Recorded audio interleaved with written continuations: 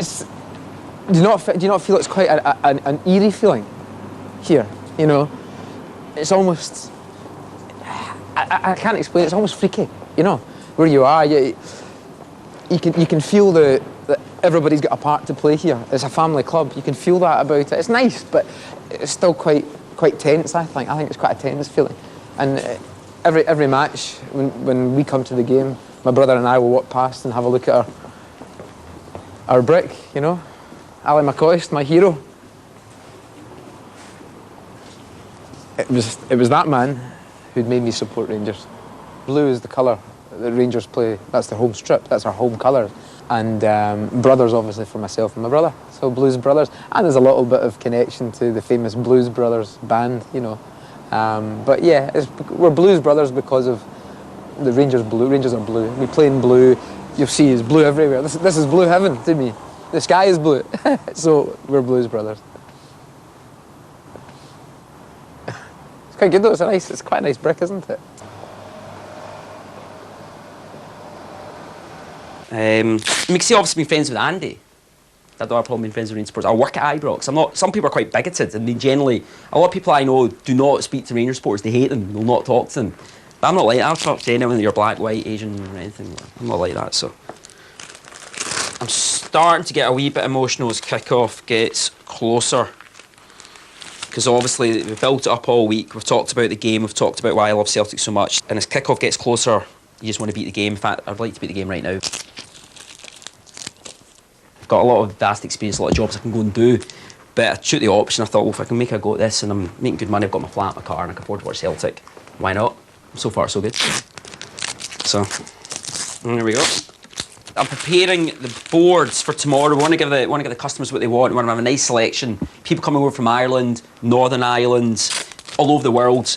We want them to come and buy our stock.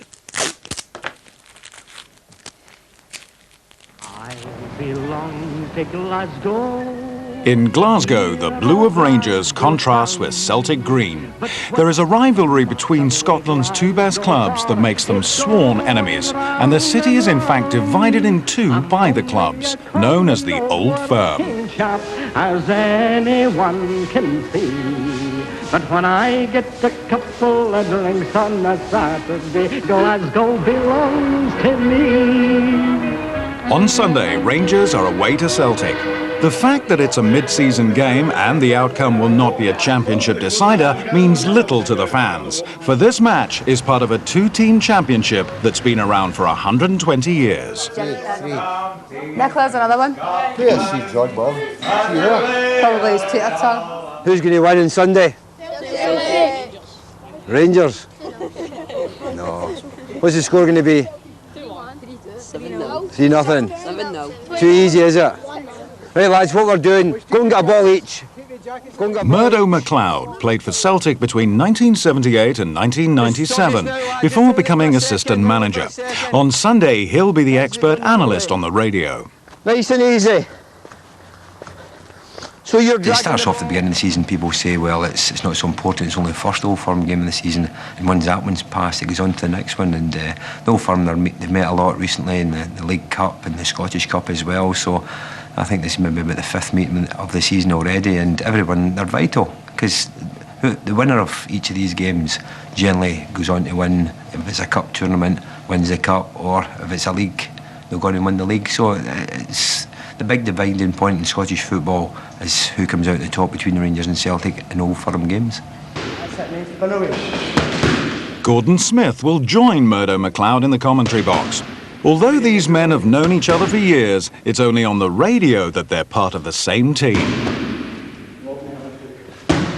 I think it was just the Rangers-Celtic game, and it was just me. You know, people would look and go, how come it's just an ex-Rangers player when we've got, you know, Rangers and Celtic playing? So I think Murdo and I, we've been on the BBC for years, and when it comes down to doing an Old Firm game, we do it. And don't forget, the main factor is both of us know the experience of playing an Old Firm game. We've both done it. I played in total about 16 Old Firm games. Murdo's probably played more because he was at Celtic longer. And we know the importance of the game.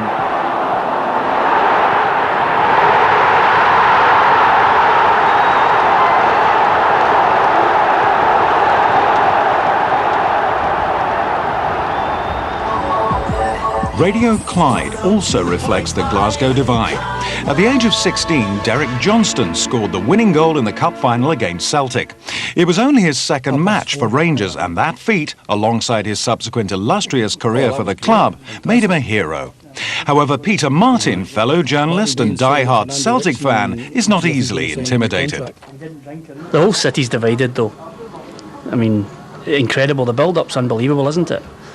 And the amount of fans who phone in and say they're going to win or the other one's going to win, it's absolutely fantastic. I mean, they're split down the middle. You don't even tolerate anybody who doesn't support Celtic or Rangers. I mean, you must have an opinion. You must be in one camp or the other. I mean, there's people that work in here.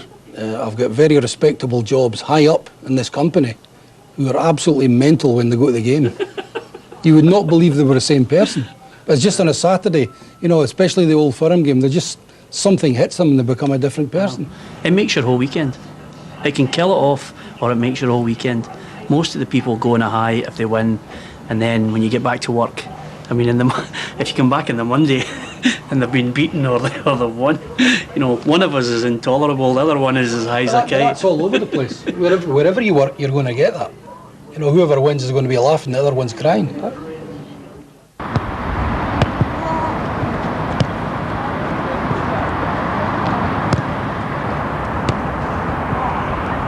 Drawing it. This is getting saved. There's big pressure on the players for Old Firm games because it's a coming together of two causes really. You get the Celtic cause and you've got the Rangers cause and all the other sectarian stuff that goes on with that, and so much it's so trivial, but it's built up in the culture here. It's a hatred and it's this kind of respect at the same time.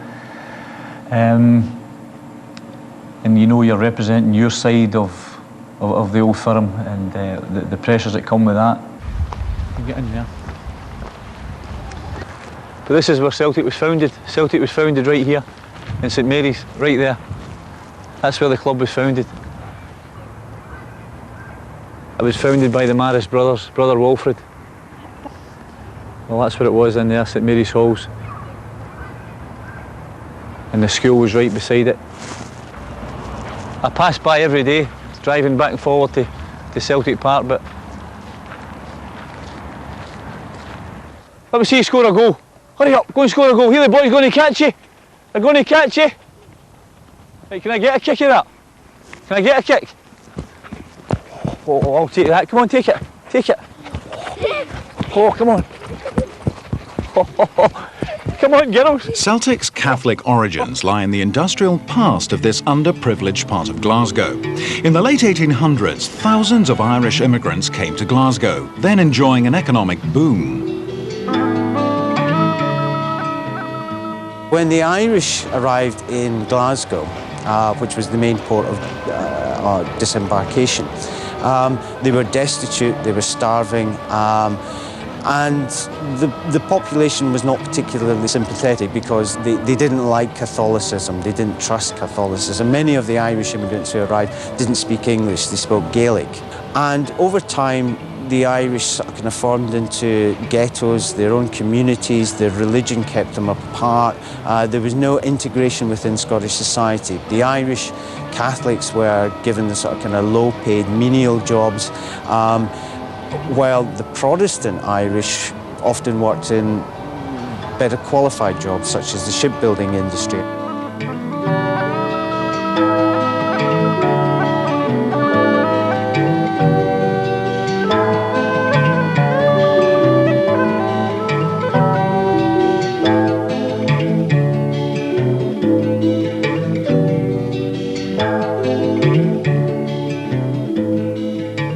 Politically, in the early 20th century, there was a great deal of fuss about Irish Home Rule and Irish nationalism.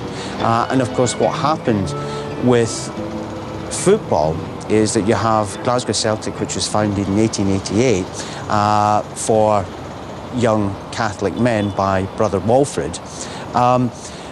It became a focal point of the Irish Catholic identity in Glasgow.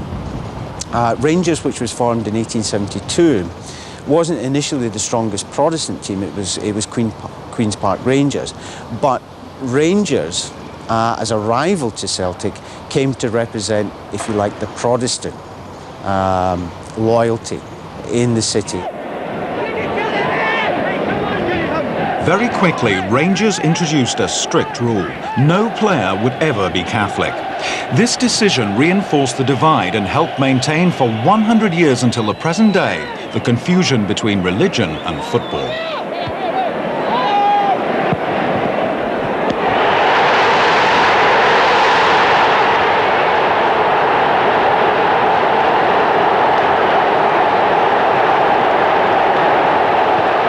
While one side pledges allegiance to Ireland and waves its flag, the other brandishes the emblems and colours of the United Kingdom, thus unwittingly making the Queen a symbol for Rangers.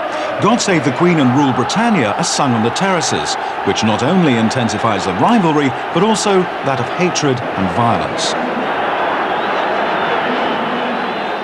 So what football does is it actually sort of provides an outlet, a mass outlet for the expressions of these sort of kind of tribal rivalries. And of course, it's extremely lucrative. I mean, one of the reasons why the Celtic and Rangers have survived with the sectarian attachment is that it brings in huge amounts of money, right, even up to this day. I mean, you know, tickets are like gold for a Celtic and Rangers match. For me, Celtic's the biggest club in the world. And Rangers are there as well. Man United, Real Madrid, Celtic, Rangers, the biggest 4 clubs in the world, without a doubt. Yeah, and when I started watching Rangers with my dad and my brother when very young, as you can see, we grew up together. We've known each other for so long, and because we don't have the religious part of the football. It's purely football with Danny and myself. It's just purely football, and one of the things I think about football is people say, why Rangers, you know, and why can you not change your team, or why Celtic? You can't change. And the reason why you can't change is because you can change your house, you can change your car, you can change your girlfriend, your boyfriend, your wife, your husband, but the one thing in life that you cannot change is your football team. If somebody says to me, you know, what do you think of, you know, do you and Danny argue? Yes, we do, but the thing is that I respect him and he respects me for the fact that we follow our teams no matter what happens, no matter how good they are, how bad they are. You know, even though I hate Celtic, and he hates Rangers, it's a Hate's a strong word. I don't hate. It's a respect. It's a respectful. I don't hate them. You know what I mean? You know, it's a respect we have for each other. Where, although we don't want each other's team to win, we still, it's good that if he's happy and he'll be happy that I'm happy. You know.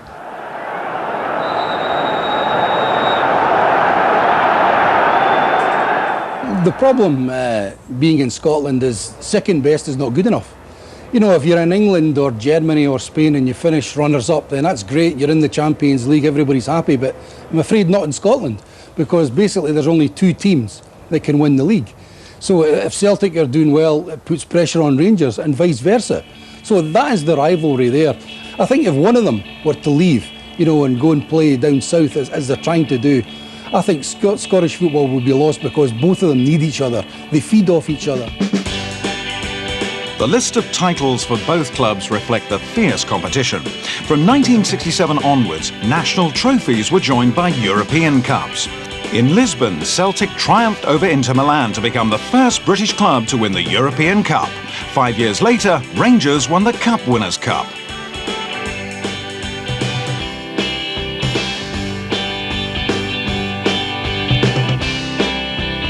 The Lisbon Lions entered the realms of legend, taking 9 consecutive wins between 1966 and 1974.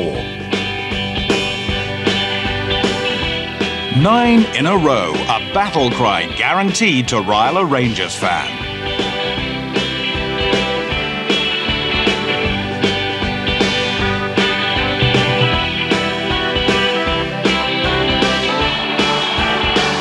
But Glaswegians never forget a moment in the history of the beautiful game. By beating Dundee United in May 1997, Rangers won the championship. It was more than a title, it marked 9 in a row, and the celebrations for equaling the accolade reached epic proportions.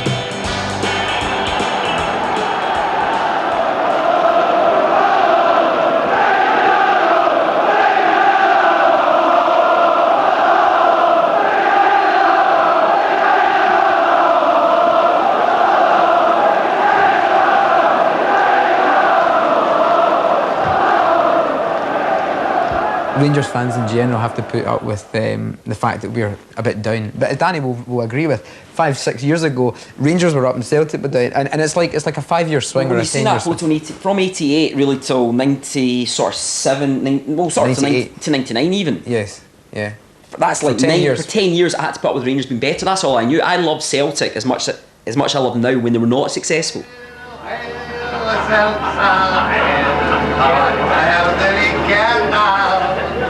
In 2003, Celtic set off to relive the glory days of Lisbon when they reached the UEFA Cup final. Tens of thousands of enthusiastic yet peaceful fans were applauded by FIFA for their exemplary behaviour as they followed their team across Europe.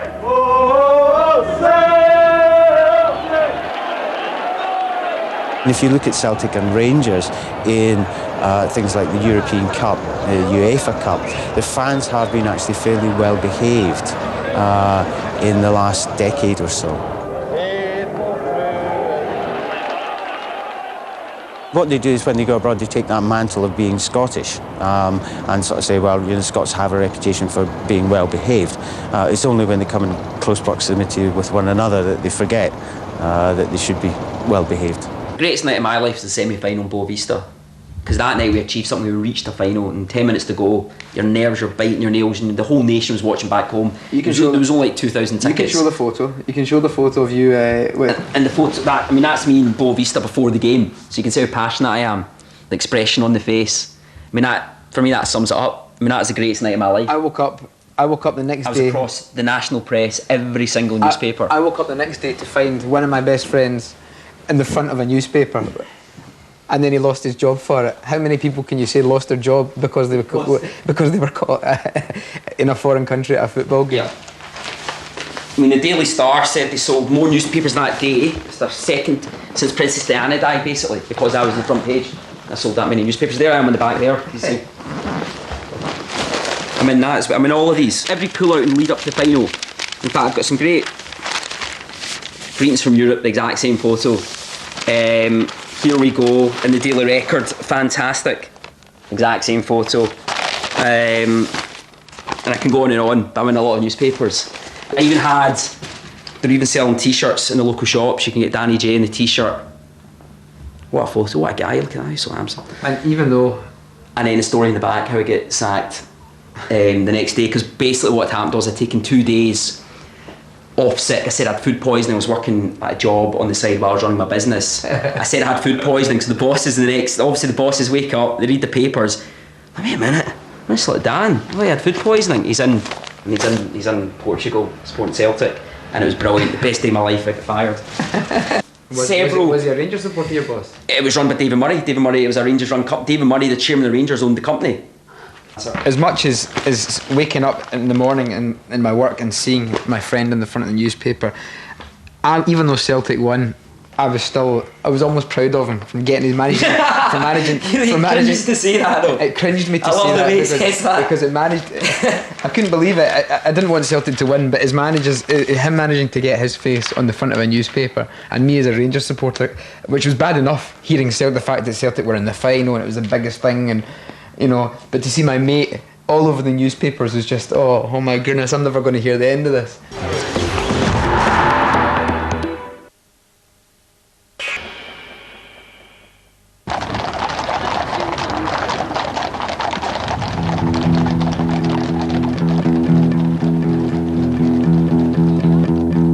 Morning. How are you?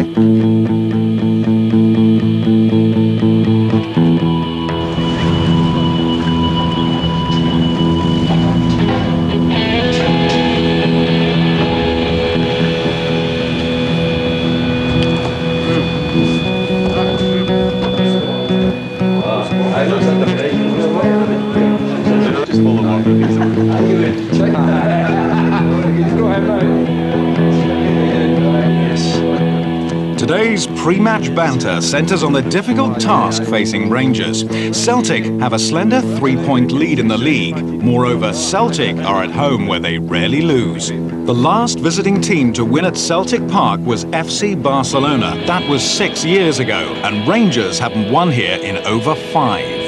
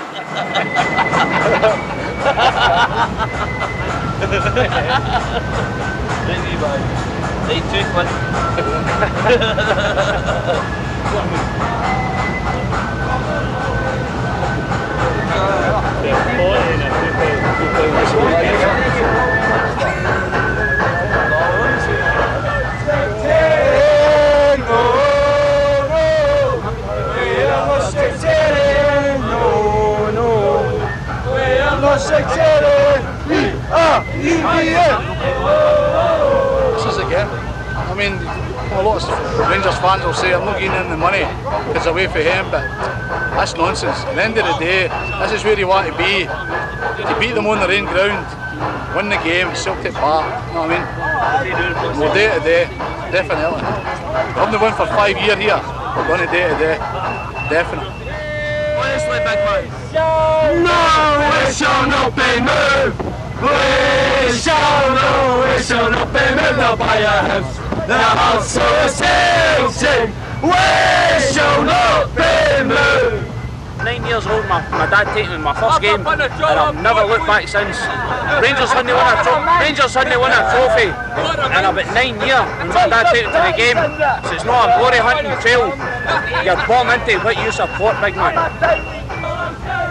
Well, we're two of the best teams in Scotland, have been for the last 100 years. You know what I mean? So we just hate each other, full stop. That's just the bottom line. It's pure. It's not just hatred. It's not just football. It's pure hatred of each other.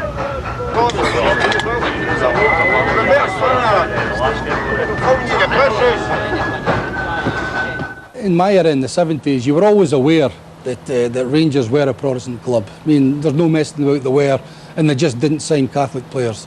And that went on and on and on until Graham Souness took over.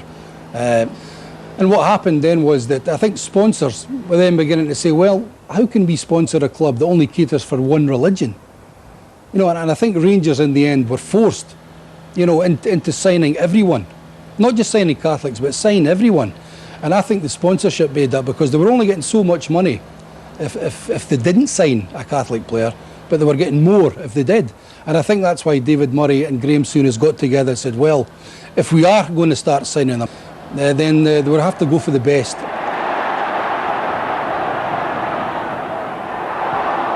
And who did they go for? The former Celtic player Maurice Johnston, who had been playing in France at the time, and Billy McNeill, the Celtic manager, actually brought him back to Celtic one day, and he hadn't really signed for them, but he had the Celtic top on, and Billy said he's going to sign for us in a couple of days' time. And what do Rangers do? Rangers step in, offered them, they tell me, £1 million to come and play for Rangers, and he signed for Rangers.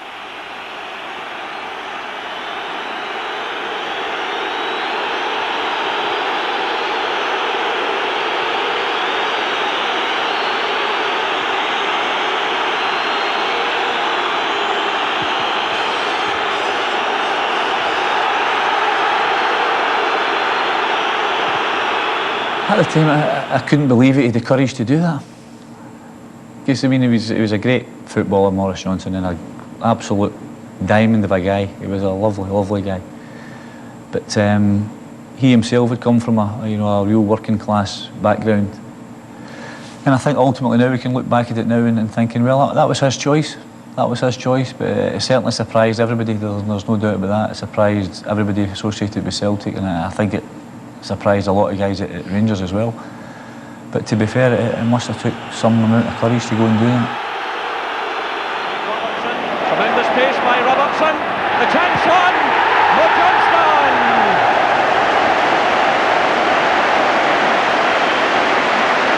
29 minutes gone. Mo Johnston. I think once Maurice was in there, I think the crowd were still a bit wary of him because he'd certainly scored a lot of goals against Rangers in his time.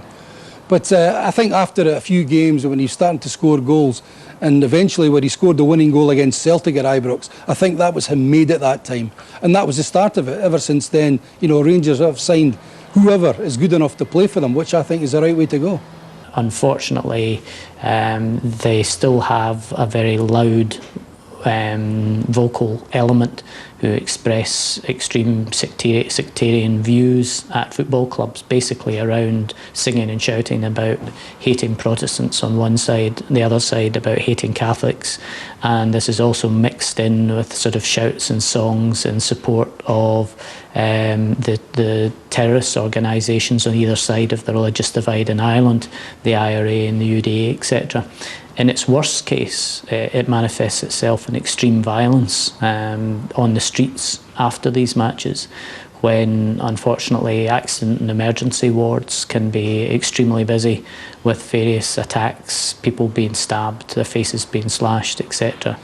Many, many people, far better than I have tried over 100 years, you know, to try and sort this out. And now you've got the government doing it, you've got Rangers and Celtic themselves, the supporters clubs, you know, you're getting the Orange Order and you're getting someone from the Celtic side of it. At least they're sitting down now, and I think that's a bonus. If they're not sitting down, then they're not talking about it, but at least they had 40 organisations sitting around the table this week, and they've spoken to each other. That is a start. Let's hope it can go on. And it'll never ever end. I don't think you'll ever stop it, but hopefully it can get a lot better than it is.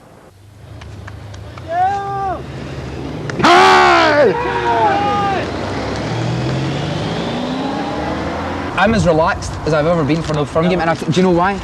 Because I've had just a rough week at work and things like that. I'm actually looking forward to the game because I'm finding it's going to just be a great place to just unleash all the tension. I think there's a lot of fans have that as well. Do you not think? Guys that build up their weekly tensions, the game's the one place they can release it. They're a bit nervous, of course. I mean, as soon as I get to the game, it'll be, oh, here we go. Daunting. No wonder. Brilliant.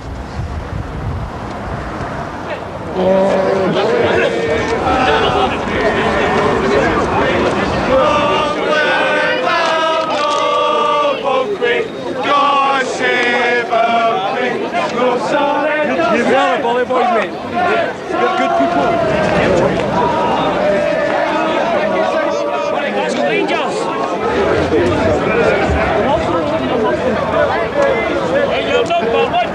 Get your tickets ready for the ticket curtain, please. I've got a son who's a Celtic supporter. We've worked together. Good pals. We're up for it. Ready for the ticket curtain, please. Here a number 1, 5, 3, down. You did try to trick me up here. Oh, yeah, recent home and away programmes. Brand new issue not review now. McGeady, Sutton and Hartson on the portrait now. We're getting new not review now. Oh, yeah, recent home and away programmes. And a brand new issue not review now. Yeah, they're also because we supply them. I'm the supplier to the shop side. We are the people. I'm from Kentucky in the States. A huge Celtic supporter. I come from Dublin. Just come over to see Celtic beat the Jers. The brand of football that's played in Scotland could be successful in America. It's tougher. You don't have the diving and the falling. It's more of a manly football.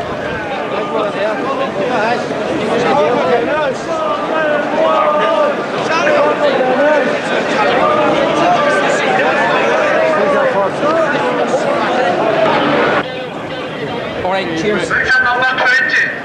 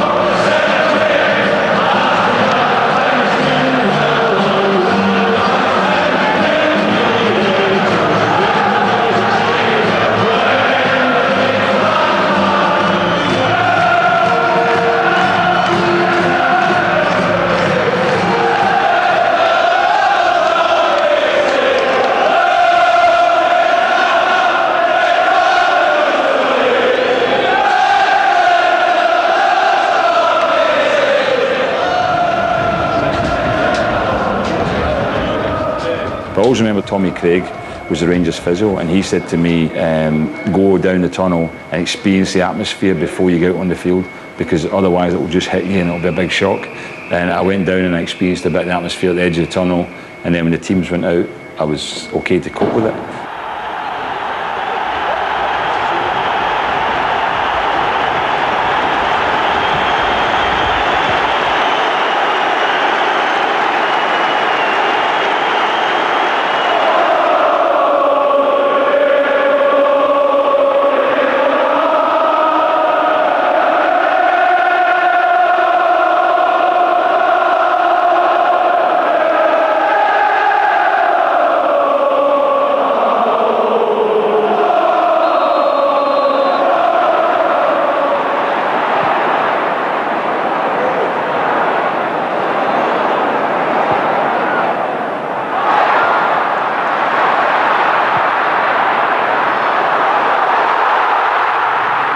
When I get into that stadium and I see the Rangers fans, my blood boils. And I just want to beat them. Even Andy, every single one of them. At that point, I hate Andy.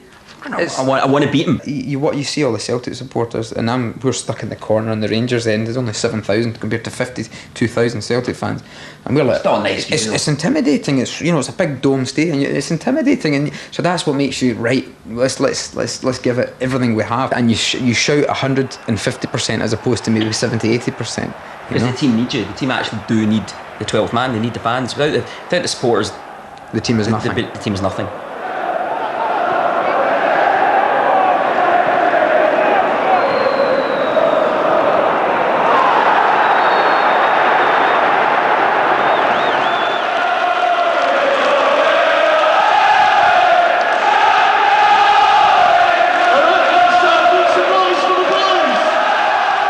I think there is a small minority on either side that are bitter and they can make it,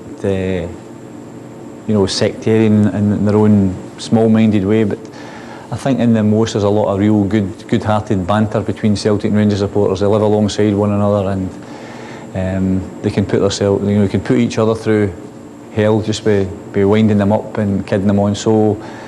The supporters come and they expect so much of their players that they got to go out and make sure they don't lose this game, try and win the game.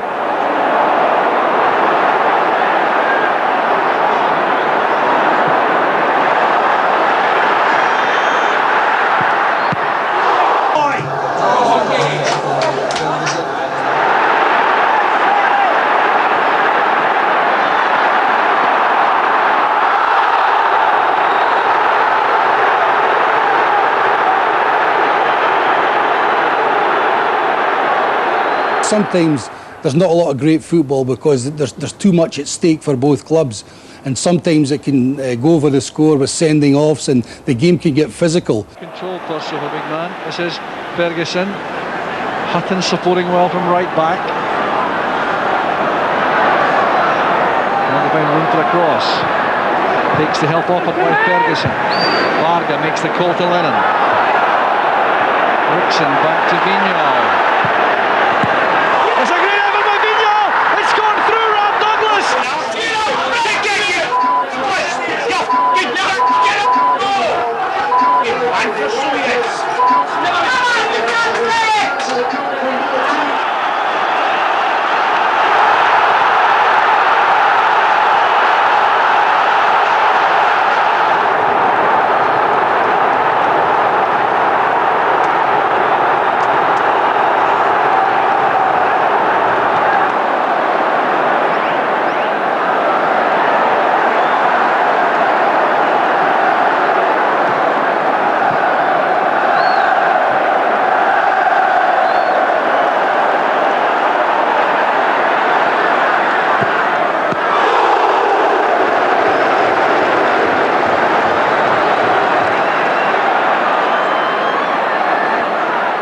A lot of the songs I sing are sectarian songs on a match day. I know every single sectarian. I have to admit, there's probably about 70 sectarian songs. I probably know every word to every single one, because on a match day you sing it because you're passionate about the team, you like the song. But when you go home, we don't take it home with us. We kind of regret it sometimes. At the game, you get caught up in it. It's impossible to avoid it, and it's there. There are certain people that take it too far on both sides that have their hard line. They have their racist, the Catholic Protestant thing. That makes a difference. We're not Catholic. But for us too, we'll get caught up in it for 90 minutes. It's a 90-minute fraction for us, and then when we go home, we forget it, and it's just football.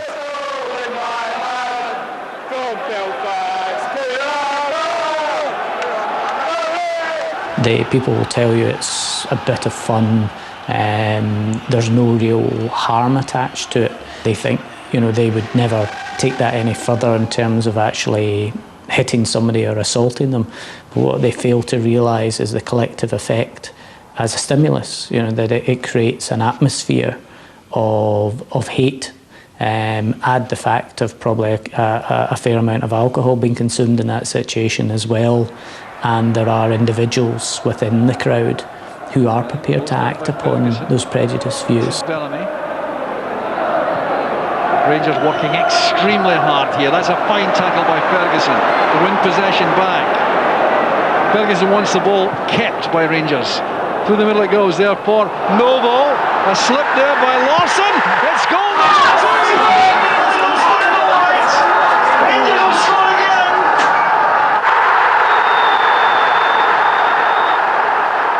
Well, it's paradoxical in a way, in the fact that you have actually very few Scots now who play for either Celtic or Rangers, and football, because of the European dimension, is big business. It's global, but it still doesn't change the sort of kind of mindset of the fans. And I mean, again, one of the things that you see in Old Firm rivalry is that you have players from all over the world, but they get sucked into that. Bellamy perhaps change the midfield. We shall see. They've got all these options to consider, but Rangers punish Bobo Baldi. Good ball over the top. Darren Crucial forced wide, but to the far side. Celtic now back and organised. McNamara quickly tries to get to the crowd to close him down. Over goes Darren Crucial, picks himself up, drives into the box. A challenge involving Stilly and Petrovic comes up. The Rangers strike, and it's up.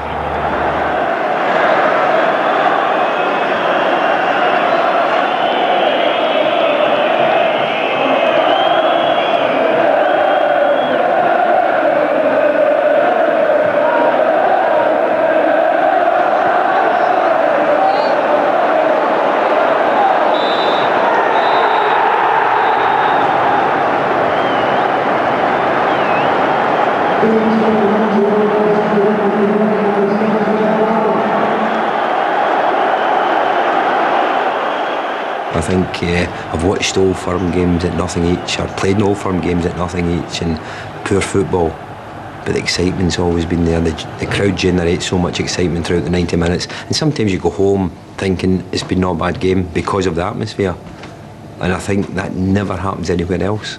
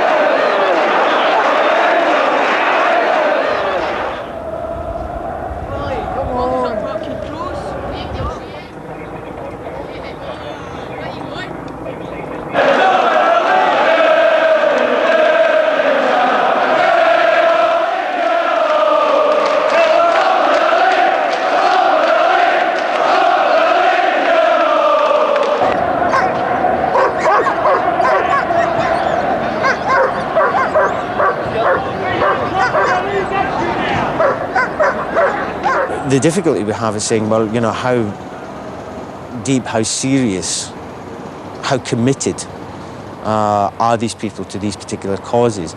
Or is it just a ritual that people undertake on a Saturday afternoon, and once it's over, it's forgotten?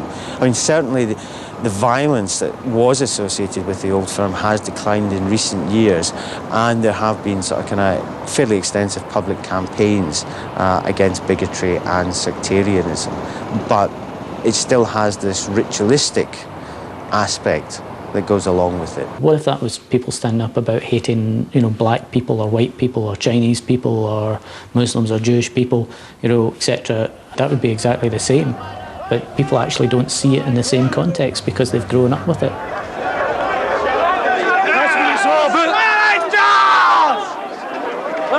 William!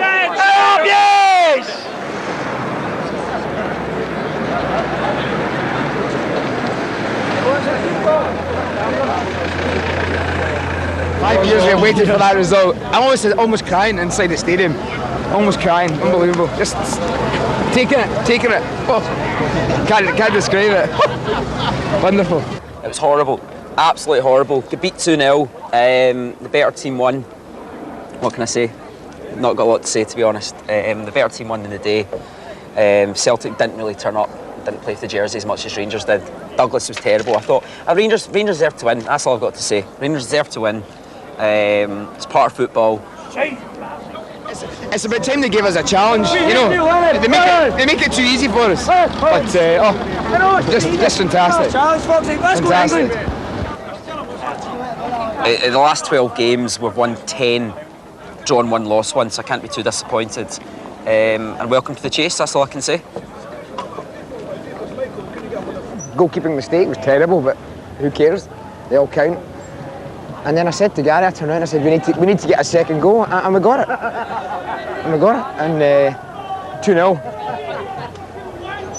2-0. There's never any coming back after that. Celtic fans going through the Rangers end. It's all good. It's all good. Doesn't matter how you win, as long as you win.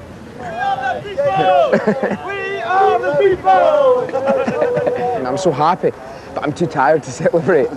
Later on, once I'm relaxed and I've had a little rest, I'm sure the beers will start flowing and we'll celebrate and just, you know, thank the team for giving us such a great end to the weekend. Absolutely brilliant. All right.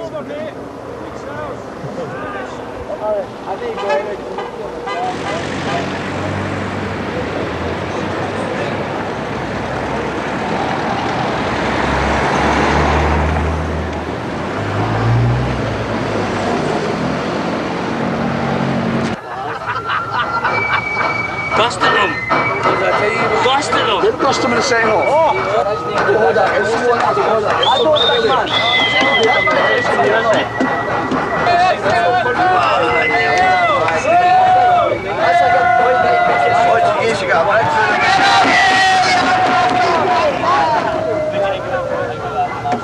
Let's all laugh at Celtic. Let's all laugh at Celtic. I hike it straight to Prince of Wales. Back to that, right? Like the Glasgow Rangers. There is one and there never shall be one.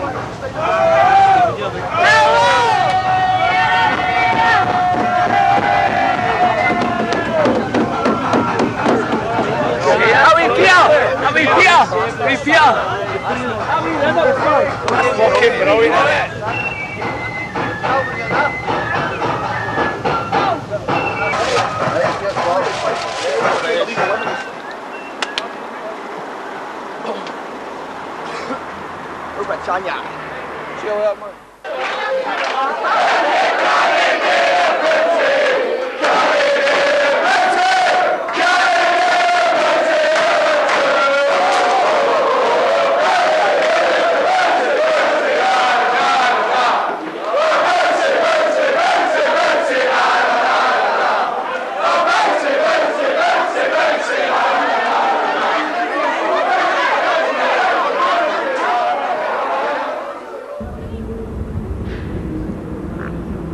Best team won. Best team won. It's a football game. Obviously that more clubs lost today, so you're a wee bit disappointed at that. But from a professional point of view, it's going to be a great run-in for the season. You can come away more disappointed when you've played really well on the better side and you end up losing. So if you're not the better side and you lose, that's life. One half of the city will now go to sleep, the other half will now go out and party. They'll go and hide. Yeah, I'm off to bed. Okay, I thought it was enough for these doors.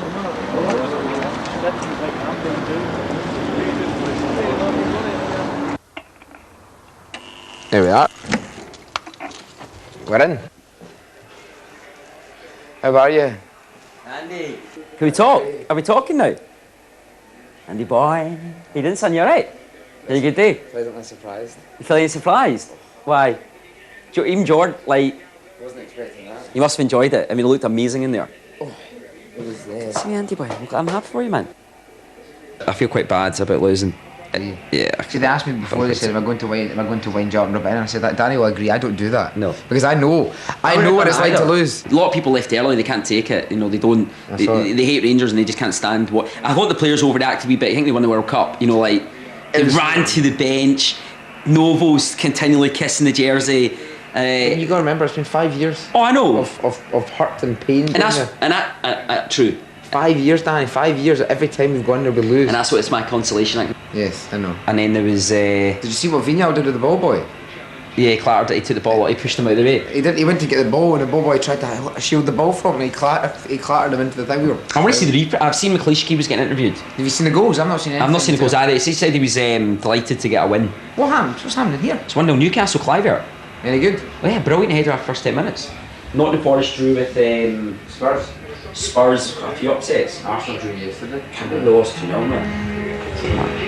You got it. Not nice. I didn't enjoy it. I didn't enjoy it. I can take it. I'm a good loser. I was asked that. Listen, fair enough, you're a good loser, but you have to get it. You can't.